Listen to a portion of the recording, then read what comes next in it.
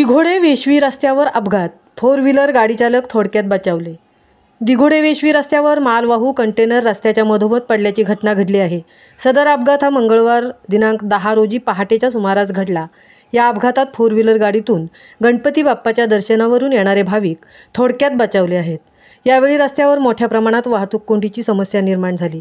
Container yard, व्यावसायिक, police वाहतूक विभाग तसेच संबंधित प्रशासनाने उरण तालुक्यातील खोपटा, कोपरोली, दास्तान फाटा, दिघोडे आणि गव्हाण फाटा, चिरनेर या रस्त्यावरील अवघड वाहनांची रेलचेल ही गणेशोत्सवात सकाळी ते सायंकाळी 6 ते 9 वाजेपर्यंत बंद केली नाही।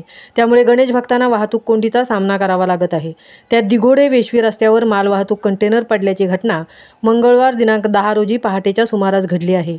या अपघातात फोर व्हीलर गाडीतून गणपती बाप्पाच्या दर्शनावरून येणारे भाविक थोडक्यात बचावले आहेत। मालवाहू कंटेनर रस्त्याच्या मधोमध पडल्याने रस्त्यावर मोठ्या प्रमाणात वाहतूक कोंडीची समस्या निर्माण झाली आहे। यावेळी वाहतूक पोलीस कर्मचारी वर्गाने वाहतूक सुरळीत करण्यासाठी प्रयत्न केले। महामुंबईसह अनंत नारंगीकर, उरण।